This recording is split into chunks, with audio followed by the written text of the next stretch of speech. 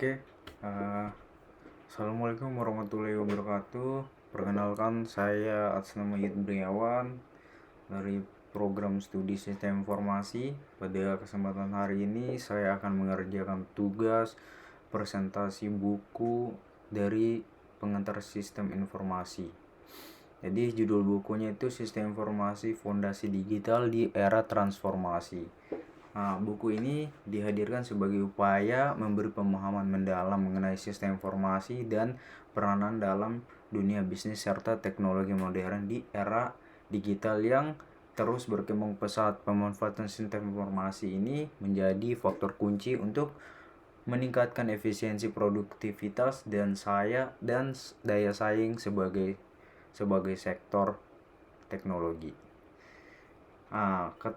Tujuan buku ini adalah memberikan wawasan tentang konsep dasar, implementasi, serta tentang dalam penerapan sistem informasi di berbagai industri.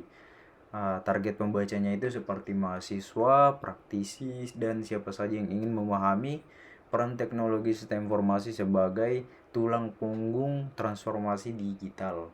Harapan saya sebagai penulis adalah buku ini dapat memberikan manfaat dan wawasan yang luas sebagai pembaca dan memahami apa itu sistem informasi. Jadi lanjut saja pada daftar isinya. Di sini dari setiap bab itu ada peran teknologi informasi dalam bisnis modern. Bab 2 itu kita membahas definisi, sejarah, komponen, dan pentingnya sistem informasi. Dan bab 3-nya itu kita membahas peran teknologi informasi dan struktur organisasi perusahaan. Dan yang bab 4-nya manajemen data dan informasi dalam bisnis modern. Dan bab terakhirnya adalah transformasi proses bisnis dengan teknologi informasi. Oke, selanjutnya pada slide selanjutnya adalah kita masuk pada definisi bisnis modern. Pengertiannya, bisnis modern ini biasanya merujuk pada sistem ekonomi memanfaatkan teknologi digital, globalisasi, dan strategi adaptif untuk meningkatkan efisiensi daya saing. Orientasinya itu seperti tidak hanya berorientasi pada keuntungan, tetapi juga mengadopsi pendekatan berbasis teknologi, inovasi, dan keberlanjutan. Jadi pendekatannya itu menurut Kolter 2023, bisnis modern harus mampu beradaptasi dengan teknologi dan perubahan perilaku konsumen untuk menetapkan mana yang relevan. Selanjutnya, karakteristik utama bisnis modern itu dibagi 3. Ada digitalisasi, globalisasi, dan adaptasi. Digitalisasi ini adalah teknologi menjadi inti operasional bisnis modern dengan kecerdasan buatan seperti big data dan cloud computing. Di bagian globalisasi itu adalah akses para pasar global berkat kemajuan teknologi, komunitas, dan logistik tanpa batas geografis. Dan yang ketiga, adaptasi, fleksibilitas, dan inovasi menjadi cukup dalam menghadapi perubahan tren pasar dan kebutuhan konsumen. Jadi intinya adalah agar memudahkan para konsumen dan para pembisnis itu. Lanjut pada slide ke-6. Contoh perusahaan modern ini seperti Amazon, ada Shopee, Google, Tesla, dan Netflix. Itu ada banyak jenis-jenis perusahaan yang sudah memanfaatkan teknologi yang namanya teknologi itu sistem informasi seperti Netflix. Netflix itu dia misal Netflix nih bertransformasi dari penyewaan DVD menjadi platform streaming digital yang berbasis AI dan analitik data. Kalau di Tesla itu menerapkan teknologi mobil listrik berbasis AI dan terus berinovasi dengan teknologi self-driving. Dan terakhir adalah Amazon. Ini kecerdasan buatan profesionalisasi pengalaman pelanggan dan sistem logistik global canggih. Jadi ada banyak yang perusahaan itu yang jadi kecil tiba-tiba menjadi besar itu ya karena mereka sangat memanfaatkan yang namanya teknologi itu. Jadi teknologi itu dari sudut yang positif dia memajukan dan mengembangkan bagi para pembisnis.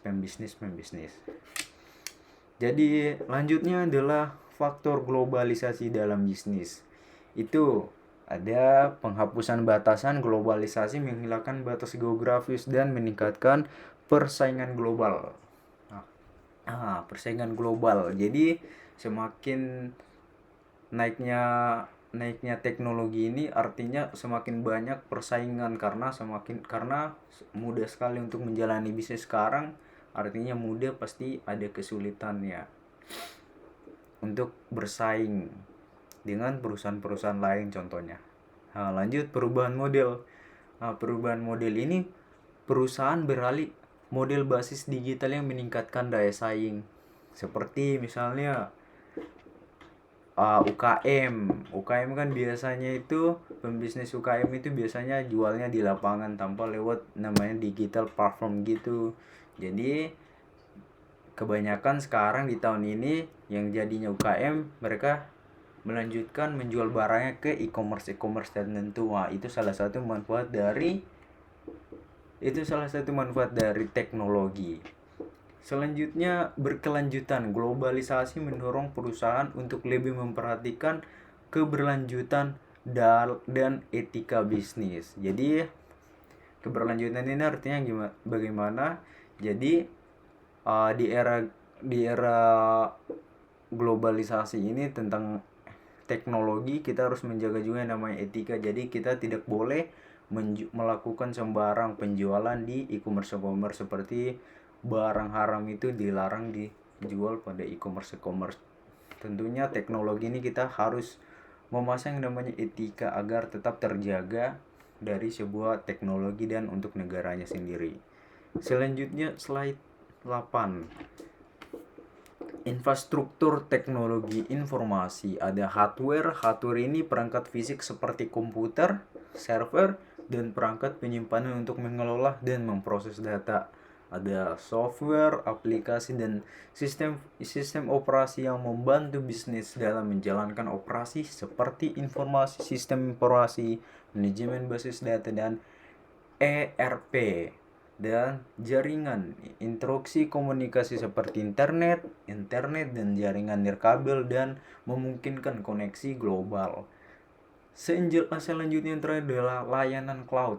Ini teknologi penyimpanan dan pemrosesan data berbasis cloud yang memungkinkan akses data secara fleksibel. Selanjutnya dampak instruktur TI atau terhadap bisnis, artinya dampak instruktur teknologi informasi terhadap bisnis. Jadi ada 3, ada efisiensi, pengolahan data, dan komunikasi. Efisiensi ini seperti proses bisnis mempercepat pekerjaan dan mengurangi kesalahan. Jadi IT ini sangat membantu untuk mempercepat pengerjaan yang dikerjakan manusia itu sangat lama. Dengan teknologi ini kita bisa memanfaatkan pekerjaan itu lebih cepat dan lebih efisien. Yang kedua, pengolahan data. Pengolahan data ini instruktur TI yang memungkinkan pengelola data besar dengan jumlah cepat dan akurat. Jadi kalau masih mencari karyawan untuk mengolah data-data secara besar-besaran, waduh, itu akan mungkin memakan waktu yang sangat lama dan mungkin ada kemungkinan 70% itu terjadi kesalahan yang diinput dari si orang itu karena dengan data yang besar. Dengan adanya TI ini kita bisa memanfaatkan teknologi itu bahwa mengelola data yang besar itu mungkin cukup cepat dan akurat kalau dilakukan oleh AI itu dan AI. Dan yang terakhir, komunikasi. Jaringan yang kuat dan layanan cloud memungkinkan komunikasi real time dan secara global. Jadi dengan adanya teknologi ini juga kita bisa lakukan, misalnya kita mau lakukan diskusi atau meeting tidak perlu datang ke kantor, jadi kita bisa melakukan seperti yang saya lakukan ini, Zoom, berbicara dengan komputer dengan orang-orang yang akan menonton video saya. Seperti itu. Jadi intinya kita berkomunikasi tidak perlu datang untuk berkomunikasi di hadapan orang itu. Jadi kita berkomunikasi bisa dari jarak jauh dengan apa? Dengan memanfaatkan teknologi ini. Tren teknologi yang mempengaruhi bisnis ada yang paling tren itu adalah AI dan otomatisasi. Ini meningkatkan efisiensi bisnis melalui analisis data, personalisasi layanan, dan pengelolaan rantai pasokan. Nah, dan Internet of Things ini memungkinkan perangkat saling terhubung dan berbagai data secara real time untuk transparansi dan efisiensi, dan cloud itu sebagai revolusi cara perusahaan menyimpan dan mengakses data dengan lebih fleksibel, aman, dan efisien. Selanjutnya adalah evolusi model bisnis di era digital. Itu ada tradisional, ada transisi digital, dan ada yang model digital penuh. Contohnya di model tradisional itu seperti transaksi langsung, fotokopi fisik, operasi manual, dan yang terbatas secara geografis. Transisi digital. Di transisi digital ini ada adopsi internet, kecerdasan buatan, dan analisis untuk operasi yang lebih efisien. Dan yang ketiga ada model digital penuh ini seperti otomatis proses, pengurangan biaya operasional, dan pengalaman pelanggan yang lebih personal. Selanjutnya, model bisnis baru di era digital. Jadi model bisnis baru di era digital ini ada model berbasis langganan, marketplace, dan sharing ekonomi. Seperti misalnya model berbasis langganan itu perusahaan Spotify, Netflix, dan yang lain-lain yang berlangganan seperti AI begitulah. Dan marketplace ini platform seperti Amazon, Tokopedia, Shopee, dan masih banyak lagi, Blibli, dan intinya yang jualan online, tempat shop online yang sudah ada yang namanya webnya atau aplikasinya begitu, tanpa harus memiliki yang namanya toko fisik seperti itu. Dan yang kedua, sharing ekonomi. Nah, ini model berbagai sumber daya seperti Airbnb dalam industri akomodasi, dan Gojek layanan seperti transportasi seperti Gojek. Ini biasanya terjadi pada Gojek, Grab, dan masih banyak lain alat transportasi umum yang menggunakan smartphone untuk bisa memanggil mereka. Selanjutnya adalah perusahaan yang berhasil beradaptasi. Seperti itu ada Microsoft, Adobe, dan Tesla. Ada banyak lagi perusahaan yang berhasil beradaptasi dengan yang namanya teknologi. Microsoft itu dia itu mengubah model bisnisnya dari penjualan perangkat lunak satu kali layanan berbasis langganan dengan Microsoft 365, sedangkan Adobe beralih dari model lisensi perangkat lunak ke sistem berlangganan berbasis cloud dengan Adobe Creative Cloud. Dan Tesla menggunakan perangkat digital dalam penjualan dan distribusi mobil listrik tanpa bergantung pada dealer tradisional. Selanjutnya di sini ada bentuk piramid persaingan dan adaptasi dalam dua bisnis. Ini ada polanya itu bentuk piramid. Posisi piramid teratas dipegang oleh keunggulan kompetitif. Ini dari hasil strategi dan adaptasi yang sangat efektif.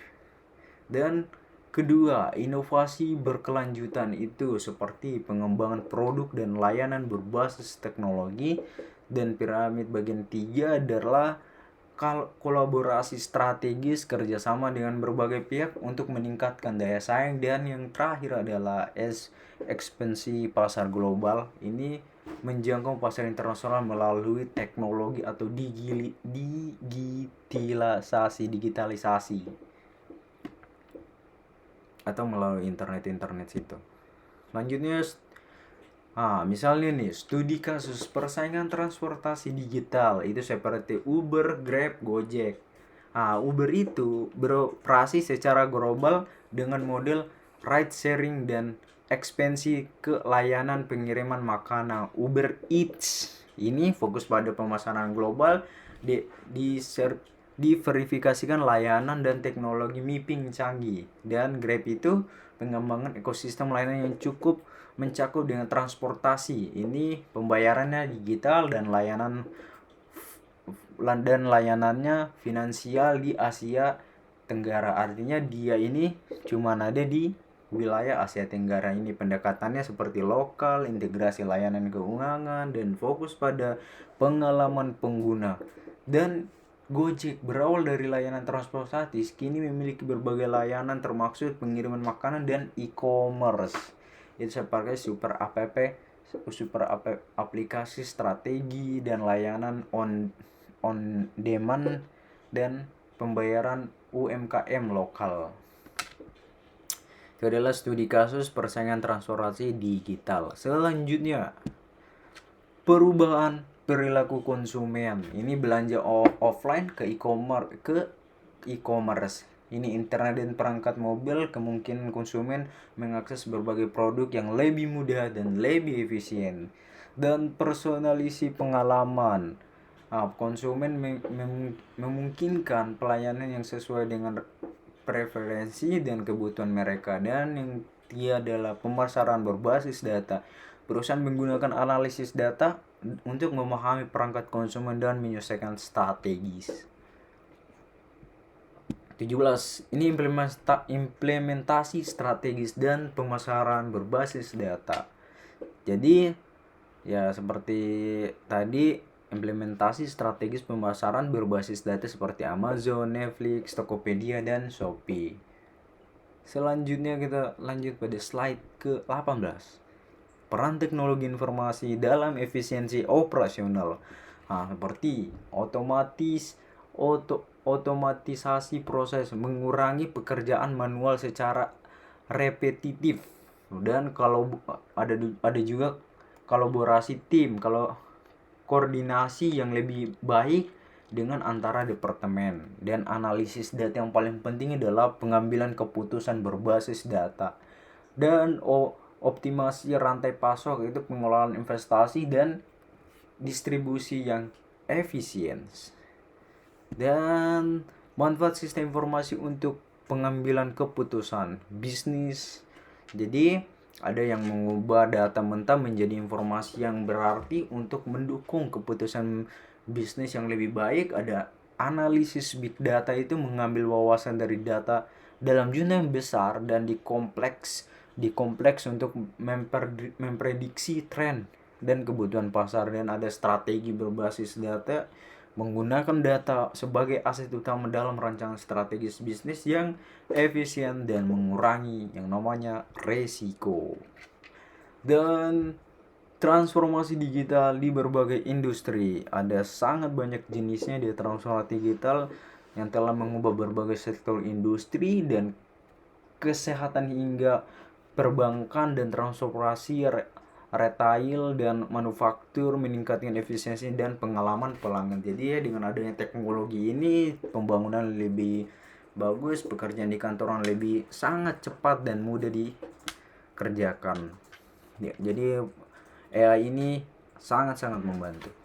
Selanjutnya adalah pengertian sistem informasi. Setelah kita sudah membahas berbagai diagram dari atas sampai akhir, kita langsung masuk apa itu sistem informasi, atau definisi singkatnya itu, sistem informasi adalah kombinasi dari teknologi manusia dan proses yang digunakan untuk mengumpulkan, memproses, menyimpan, dan mendistribusikan informasi.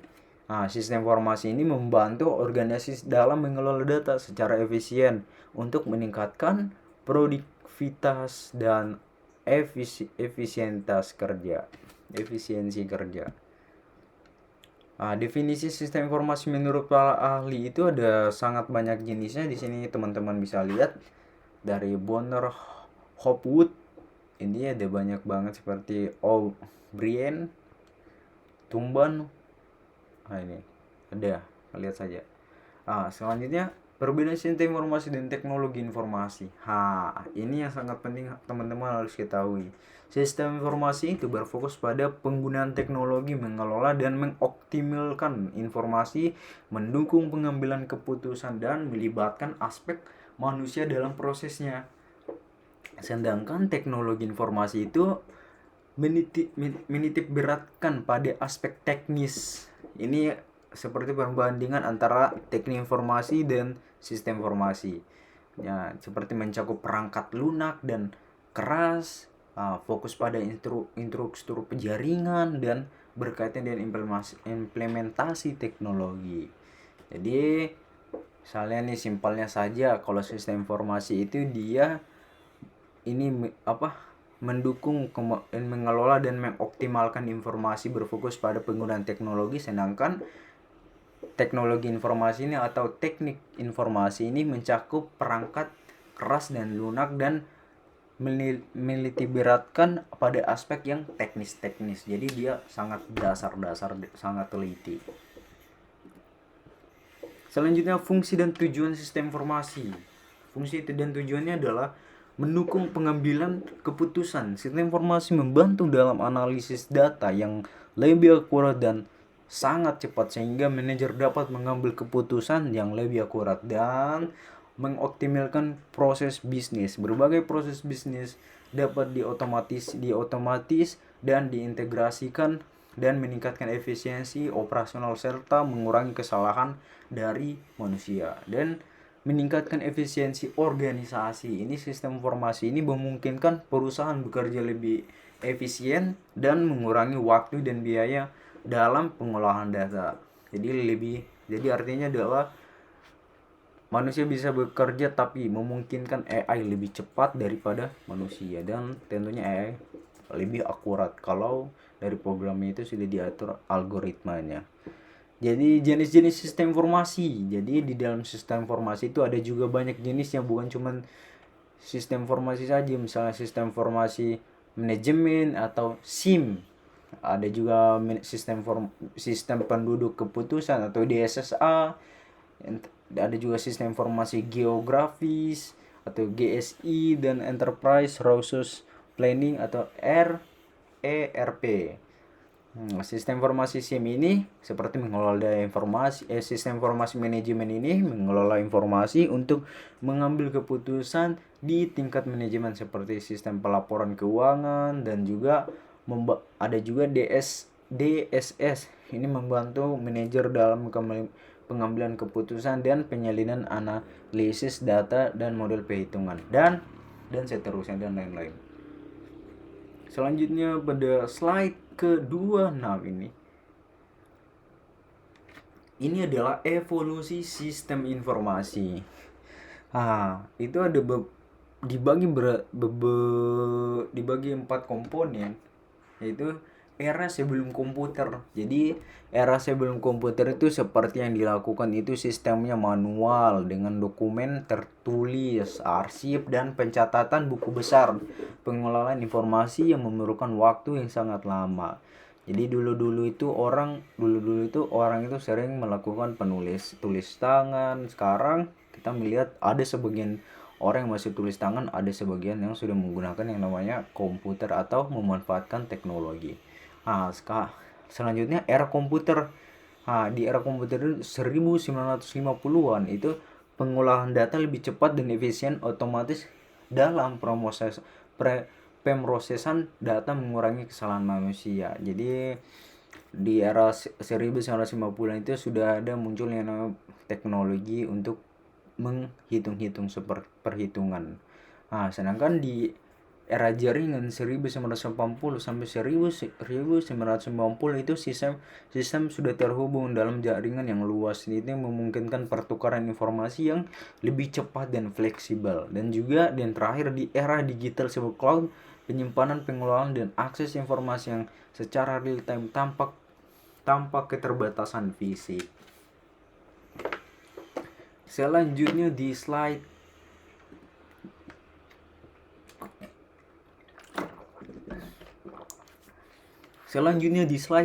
pengaruh revolusi industri terhadap sistem informasi itu ada dibagi menjadi dua, revolusi industri 3.0 dan revolusi industri 4.0. Ini ditandai dengan berkembangnya teknologi komputer otomatis dalam berbagai sektor. Di 3.0 itu penggunaan komputer secara masif, pemrosesan data lebih cepat, perangkat lunak menggantikan metode manual, dan kalau di titik 4.0 itu otomatis proses yang lebih kompleks, perangkat terhubung dalam jaringan cerdas, dan analisis informasi dalam jumlah yang sangat besar. Selanjutnya adalah komponen-komponen utama sistem informasi. Ada banyak jenisnya, tapi saya mengambil beberapa saja yang paling penting, yaitu 5 komponen. Perangkat keras, ada perangkat lunak, data, manusia, dan proses. Perangkat kerasnya itu bagian fisik sistem informasi seperti server, komputer, dan jaringan. Sedangkan perangkat lunaknya itu instruksi yang memungkinkan perangkat keras beroperasi dan termaksud aplikasi dan sistem operasi. Dan data, inti dari sistem informasi ini yang digunakan sebagai dasar pengambilan keputusan. Dan kalau di bagian golongan manusia itu komponen yang mengoperasikan dan mengelola sistem informasi ini. Dan juga prosesnya adalah langkah-langkah dalam mengelola dan mengelola data dalam sistem. Selanjutnya adalah peran sistem informasi dalam organisasi. Itu ada 68% dan 42% dan 57%. Artinya di dalam 68% itu dia itu peningkatan efisiensi. Jadi organisasi melaporkan peningkatan efisiensi operasional setelah implementasi sistem informasi. Dan 42% itu perangkat keputusan. Manajer menyatakan keputusan lebih cepat dan akurat dengan dokumen sistem informasi. Dan inovasi bisnis itu perusahaan mengembangkan produk dan layanan baru berdasarkan wawasan dari sistem informasi itu. Dan yang terakhir sini adalah bagian kita tadi belum bahas di bagian sininya nih. Bukan bagian sini. Ada tadi bagian yang kita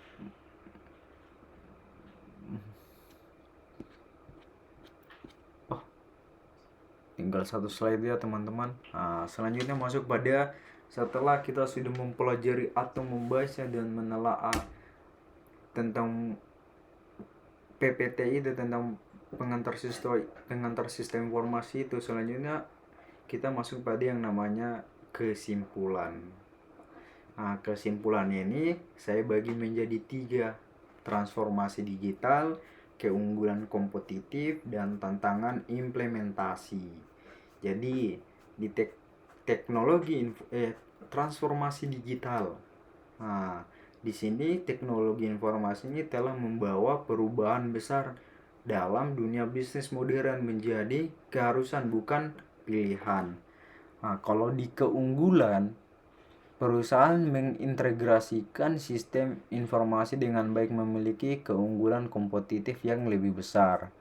Dan kalau di tantangan implementasi ini ada adopsi dan teknologi terhadap tantangan biaya, keamanan, dan data ke siapapun sumber manusianya. Jadi artinya adalah kalau peran teknologi informasi dalam bisnis modern itu artinya adalah peran teknologi dan informasi dan bisnis modern itu seperti itu. Sistem informasi ini telah mengubah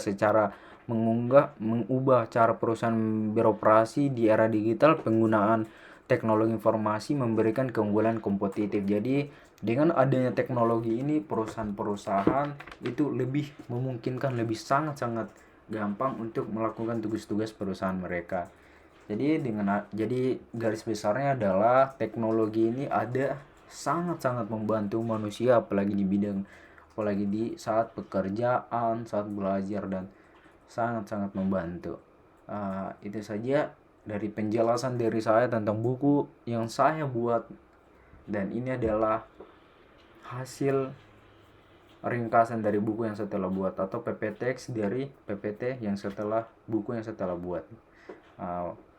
Mohon maaf jika ada kekurangan atau ada kesalahan pengucapan dalam saat menjelaskan tadi. Saya sangat mohon maaf. Saya akhiri. Wabillahi taufiq wal hidayah. Wassalamualaikum warahmatullahi wabarakatuh.